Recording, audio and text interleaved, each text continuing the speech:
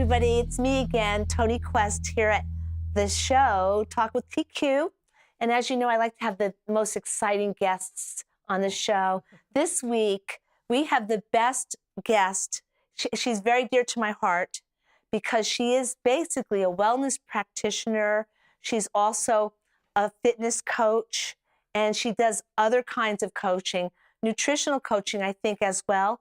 And most recently, she's become engaged with a technique, or I'd say a practice, a discipline called Qigong. And I'm so happy to have her on the show because she's been so helpful to me over the years. Darby Melnik. Darby, you're here. Thank you. Hi, thank you for having me. That was an awesome introduction. I know, it was, wasn't it? It was like, it was wow. Yeah, no, you're very special. Aww. You know, and I thank you for all the things you've done for me over the years. I mean, you helped me a few years ago, and it was amazing. I couldn't walk. I remember I couldn't walk, and I went to see you. You became part of my wellness team, and it was just fantastic. And now you're on a whole different level. You're on a whole different path.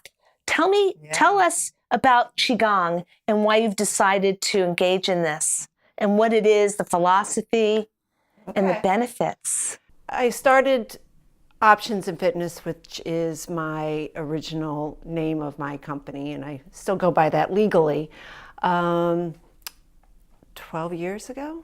Yeah, in 2007. And you know, it was just a small personal training studio. All I did was personal training. I had done group exercise, taught all kinds of classes. And I just didn't feel, I felt like there was so much more I needed to learn and so much more that there was something else out there. There was continuously always something else.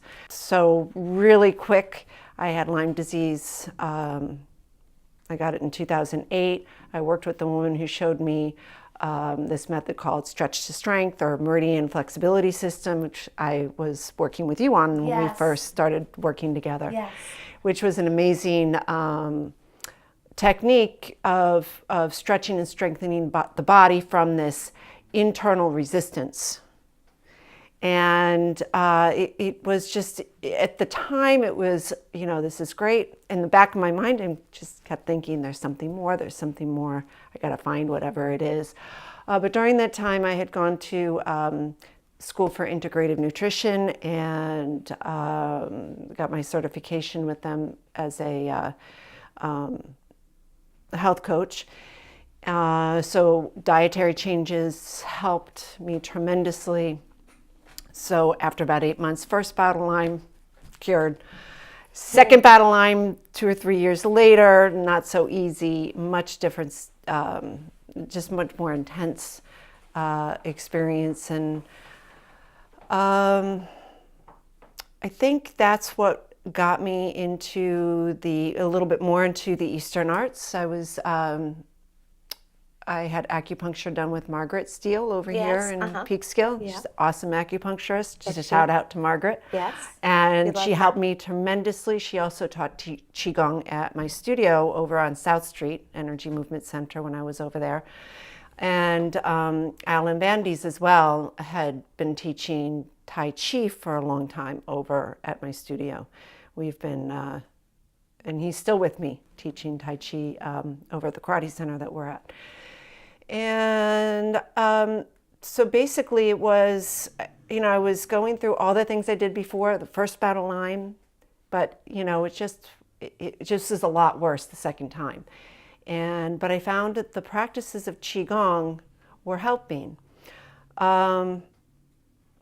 Step back a couple years before that, I had started with a business coach who was part of this Zen wellness community, and he coached businesses that were in the healing arts, or so for spiritual entrepreneurs is what his tagline is. Oh, I want to meet this one. And he's really cool. And so he's one of the partners in this Zen wellness group that does they have many centers on the East Coast as well as in Phoenix, and then a few of them are scattered throughout the country. They've got this beautiful online program to teach medical Qigong and the philosophies of the Korean Taoist traditions.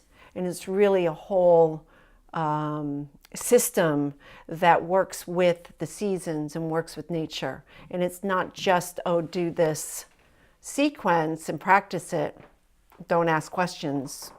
You're not, you're not qualified to know anything. It's actually a fully encompassed system, and you learn it all the secrets. There are no secrets anymore.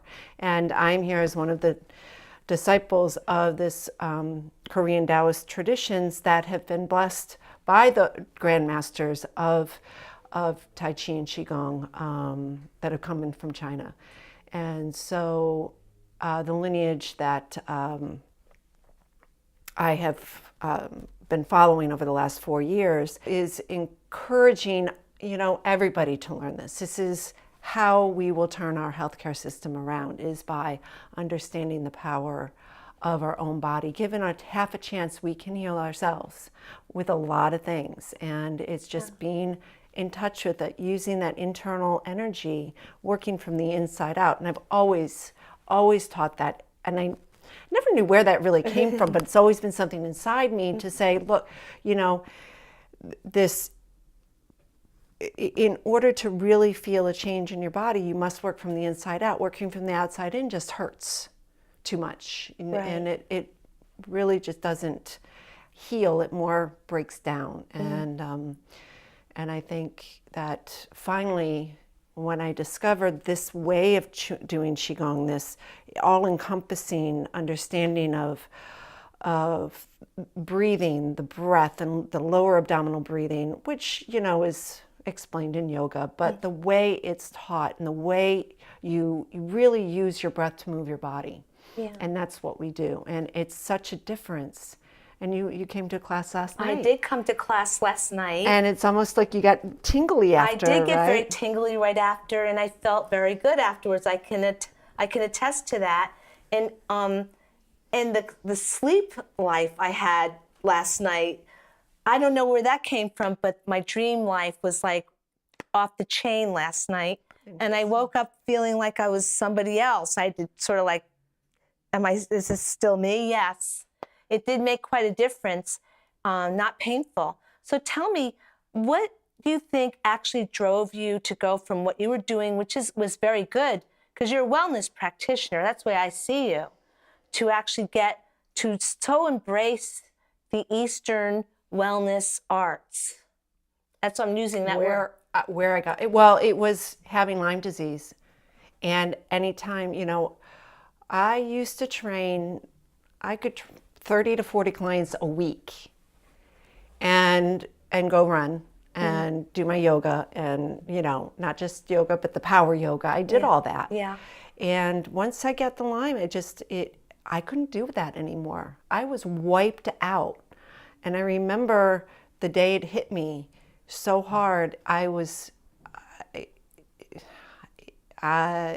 it was just a weird experience. It's hard to explain because from the outside, there's not anything that really is obvious to anybody. Right. But on the inside, you're dying. You're like, why am I feeling like this? Why don't I have the energy? And why do I feel this pain on the back of my neck and down my spine? Right. And, exercise should help, but it wasn't. It wasn't helping at all. It was making things worse.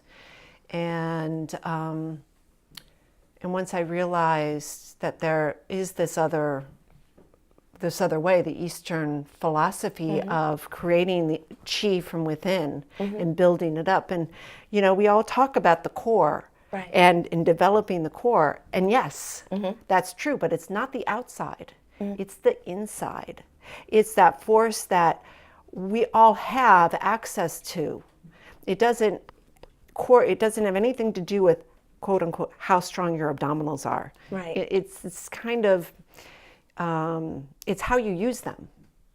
Tell the audience what chi means, how it is spelled, and tell the audience what Qi is? Okay, so Qi is spelled a couple of different ways, and it has a number of different meanings, as does a lot of words in the Chinese language. So Qi, Qi, Qigong is the most accepted way.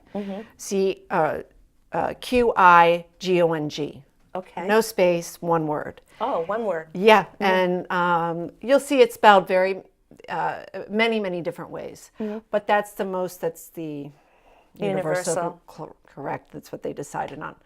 I've heard it pronounced Qigong in different pronunciations, but Qigong is pretty much, that's how we are going to pronounce it. And it really refers to energy work. Literally, it means energy work. Okay. And it's this Qi inside of us. We can refer to it as metabolism. It's more of the energy of the body, the way our systems talk to one another. And the Chinese have a very interesting way of looking at those systems and how they work together. For instance, the heart. Actually, the Chinese energetic anatomy looks at 3 hearts. We have 3 hearts. We have our heart, the physical organ, but then we have the heart that runs the digestive system. And then we have the lower heart, which is a circulatory heart, which pumps the blood back up from the feet back into the body. So there's kidneys. We have 6 kidneys. 6? Yeah, the 2 kidneys and then the adrenals. Okay. And then the 2 halves of your brain. And actually 8 if you count the reproductive organs, the testes and the ovaries. So yeah, they look at the systems, not so much the individual organs and how they all relate to one another. So it's this Qi, this is the energy that moves through your body that all runs this stuff. And so in Western medicine, what we have, we don't really have a word for that, but we do have some new organs that have kind of maybe tried to explain it. So the pericardium is an organ, but it's the lining of the heart. So it's been officially an organ since 1983 or something like that. So it's just the lining of the heart. But it's an organ. It does something very special to the heart. It actually controls, it holds the shape and has these electrical impulses. And it's still very confusing. There's not a, they're learning so much more about the body still. And in fact, in 1994, 95, there's this organ behind all of the digestive organs in your stomach, the mesines. It's like that interstitial tissue is now an organ recognized by the American Medical Association. Wow. And it's like an electrical field that talks to all of the organs. So that's what the Chinese have known for thousands of years, that there's these energies, and they refer to that as a triple warmer. And this comes from the Buddhists and the Hindus as well. It's also, yoga traditions, the Ayurvedic, and the Chinese, traditional Chinese medicine have shared information over centuries and thousands of years that they've known this to be true. Now Western medicine is validating a lot of this stuff. Finally. So yeah, and we're getting to be the recipients of that validation. So there is, combining Western and Eastern medicine is really the best way to, start to work and understand how we can heal ourselves, how we can also work with the Western medical community to assist ourselves in healing. Do you find any resistance with the medical community? Oh, sure. But we're not going to talk about it. Okay, we don't have don't to want talk. to. There's always resistance in things that people don't know and aren't taught in school. And it's a shame that, doctors aren't taught more about nutrition or more about how exercise and meditation and moving meditation, which is what Qigong and Tai Chi is. Right. It's really moving meditation. Yeah. It's about quieting the energies in your body. But what you're really doing is you're building up this natural chi in your bodies, and having a reservoir as you practice your breathing and you practice your movement. You're not burning the energy Right. away from you. You're not breaking your body down. You're actually healing it. Yeah. And so when we breathe, we visualize, golden light coming into the body as we breathe in, healing light, and exhaling out like a gray cloud of waste, which has shown, and they've done studies because they have the technology to really study this. Yeah. It's very interesting that the body does release inflammation that way. There's a lot of inflammation so when we release waste, 70% of your waste goes out of your breath. Okay. 70%. 70%. 70%. Only 20% from sweat and 10% through urine and feces. 10%. That's it. 20% from sweat. 70% of your waste is expressed through your breath. So if you're only breathing from here up, you're not doing a very good job of getting rid of those toxins in your body. Right. That's why I guess it's so important to be able to breathe properly. Yeah. Yeah. And seated meditation is a great way to do that, except what happens in seated meditation, that's hard. That's the hardest thing. I have a very hard time seated meditation. I'm kind of like you, and I'm always moving. I know, stop moving. It's true. I'm always fidgeting. Yeah. But that's the hardest thing for anybody to tell somebody to do. Oh, just meditate. Yeah. Really? Yeah. Let me know how you do with that. How you do? Yeah, let me know how you do. No, so when you practice qigong or you practice tai chi or you practice yoga, and I'm talking more about the hatha yoga, not so much the back-breaking gymnastic yoga. Contortionist. That's not working. But your hatha yoga, your seat, qigong and tai chi, moving meditation, that's where you really start to get this flow, and it becomes meditative, so that when you practice, it allows all of those thoughts, all of that scatteredness to fall away, so that when you do sit, that you feel calmness about yourself, and it feels more natural. It doesn't feel like you're fighting every thought.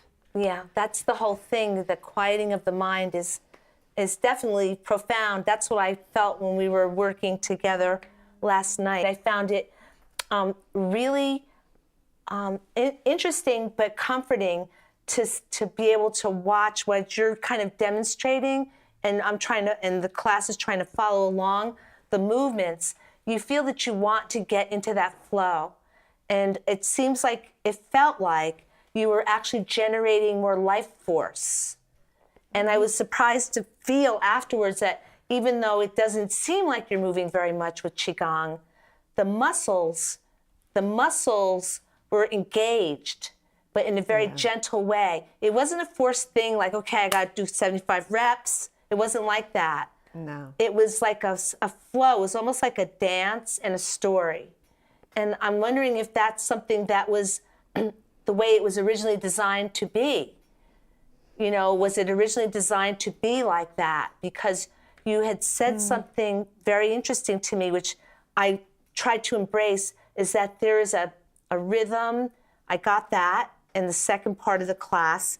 And then you said that there is I think you said a system or a framework. You used a word, something like that. And I could see, there is kind of like a method. Even though it's smooth, there was a rhythm to it. So how long does it take for someone to be able to do it like you? It does take it takes a while. It takes some patience. But know that each time you come out of class, you are going to feel that way. You're going to have that tingling. Yeah. It might take a while for you to really start to feel like your body's just flowing. Yeah. But there is work being done. Right. And we didn't go into that so much last night because it was your first class. Yeah. And so I always like to bring the class back to the foundational movements whenever I have somebody new, and everybody appreciates that's been taken to the class. So, but there is a structure to the whole thing, and it's really about creating a root. So Okay. we use this technique called horse stance, which is basically a squat, Yeah. but not in the traditional fitness center or gym sort of way. There is this holding of this stance that when you're able to feel the pushing of your feet through the earth, which is hard to do, and it took me a long time. I you know, even practicing in the beginning when I would practice Tai Chi with Alan, it was very hard because I didn't get that concept until I started doing this Qigong and started really training in the very basics of this horse stance. And that's like the biggest thing, because what that does is it really helps to root you and allow the mind to empty and allow your you know, natural intuitions kind of take over. You know, we all we think way too much sometimes about how to move through our life, and this kind of helps to settle that. And so the rooting of your legs and your feet is actually a very important part of it. And that stabilization creates the grace. Right. It's the grace that comes from that root. And the upper body is just allowed to flow. And the breath actually moves you. You don't move the arms. So the arms move. You let the breath move the body and the body move the arms. The arms don't move. The arms are being moved. Right. And I'm not sure if you felt that right away. It takes a little while to really feel that. But it is more of this like opening and letting that breath fill you, and the arms kind of move out away from you. Right. And then your intention of where your arms are to be is more from the position of your feet and your intention of where you're like those arms to be. So it all started from a healing, restorative perspective. It came from the Buddhist monk that came in and saw the Taoist monks meditating, and that's what Qigong was. It was a spiritual practice. And when they were falling apart, their bodies were no longer able to even walk, and they were kind of rotting. And he created this system, and so that's where it comes from. And then it, you know, as it advanced, and as these temples brought, you know, the soldiers would go in and hide if they lost the battle. They would go in and hide in the temples, and the monks would teach them this, and they would be healed, and they would be stronger, and they realized, oh my goodness, you know, this is a weapon. They became weapons because they were so strong that it took down it took down governments, you know, and it became illegal in China for a while. And you know, so that's a whole nother story. That's interesting. But martial arts came out of that. So when you create something to restore the body, it just morphs into the destruction of it as well. Then you have the cycle of you have just like recycling. It's almost like you're recycling energy and building it up. It felt that way to me. It seemed, and that's the way we move through the season. So the second part of your question, or one of the parts of your question, is that so we move seasonally through the protocols. So right now we're in winter, and it's this water season, and we're building up the kidneys, and we're building up more of the bones, and the and we want to keep working on the water element. So we're using breath, and we're doing more not sedentary practices, but we're working more internally. And we do a little bone tapping, which we didn't do last night. But, next time. next time. And we do things like that, holding the stances for a longer period of time to remodel the bone and to stimulate bone growth and density. And so that's the winter practice. And then we get into the spring, we're going to stretch, and we're going to do tendon and ligament and connective tissue things. So yoga practices are 8 brocades. We do the Tao Yin, all of these other practices. We start to bring that in the summer. We bring in more cardio. So it becomes a little bit small muscle groups. And then in the late summer, we bring in the large muscle groups. So we start building up the body in, you know, maybe a little bit more weight-bearing way. And then the fall comes in, and we work back on the breath, because that's what we need to be strong. So it's like a cycle. It's a cycle, and we work with the nature, and there's a reason behind it in terms of how the organs are affected in each season. And it starts to make sense when you start looking at it all. You know, so I teach that in the classes as we're going through each season and how this applies to, you know, the time of the year and also the time of your life, because, you know, after you hit 50, things start to change. Yeah, things, yeah. I know about that. Yeah. See, things start to change. I know about very well, actually. There is a surrender to this. There's a surrender. Yes. And I found that as soon as I said in my mind, I said, you got to surrender to this. Stop trying to figure it out. Just surrender. Just do this. I think that it would, personally, I think it'd be beneficial to anyone to do this. And I'm surprised. And, you know, yesterday was an interesting anniversary for me, which I didn't realize it the whole day until I woke up this morning. I said, wow, that's 25 years. And that's when I first learned about Qigong. And I kind of rejected it 25 years ago by this Chinese American woman. And I said I wasn't in the mood to do anything else weird right now. It's a story. And so I rejected it. And I'm thinking, wow, imagine if I had started it then, you know? Yeah. And it's just like a weird thing. I didn't even think of it while we were doing it. I thought about it when I woke up this morning. And I got to say, I felt like a new woman. Yeah. I really did, you know? And well, it hits all age groups. And I mean, most people think of Qigong or Tai Chi as a elderly person's workout. There were no elderly people in the class. Not that there couldn't be, but right. And unless it our would be population here is not that elderly. I mean, most people, by the time they're elderly, they're moving on to Florida or Phoenix or wherever. And that's why the studio is in Phoenix, the the group that is out there. But you look at the people out there and you would not believe their real age. In terms of, you know, after practicing with this for so many years. They're youthful. They're very youthful. And I have a 25-year-old that's studying to, you know, that's in the Master's Path group that we really go into more of the advanced teachings. And I have a woman in her 40s. Most of the people, men and women, are in their probably 60s or 70s. But you would never know it. Yeah. Well, I'm staying right here in Peekskill with you. I'm not moving on.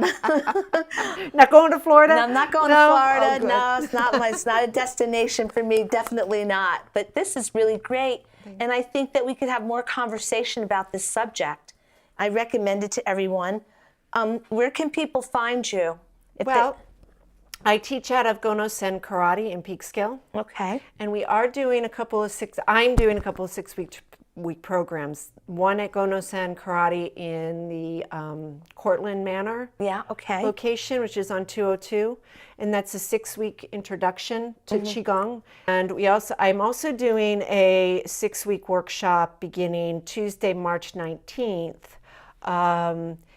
And it's a little bit different. It is an introduction to Qigong practice and the philosophy. So we go into a little bit more of the philosophy behind the Qigong, the healing sounds, because that's a big part of Qigong is the animal Qigong, the healing sounds, the breathing, and all of that. The different practices. So if people want to get in touch with you and want to learn more about it, they can go to energymovementcenter.com. And you're going to come back on the show again and tell us more. And I'm really looking forward to doing more of this in the future. And I recommend it to the audience very much. And I thank everybody for listening to the show. And like I always like to say, this is the best job. This is the greatest thing. You get to talk to the most fantastic people in this job. So come back next time to talk with TQ. And, reach out to Darby, energymovementcenter.com. You can reach out to me at screamingwoman.com. And I look forward to talking to you again and bringing more interesting, fantastic guests. Thank you again, Darby Melnik. And thank you for coming to the show. Bye.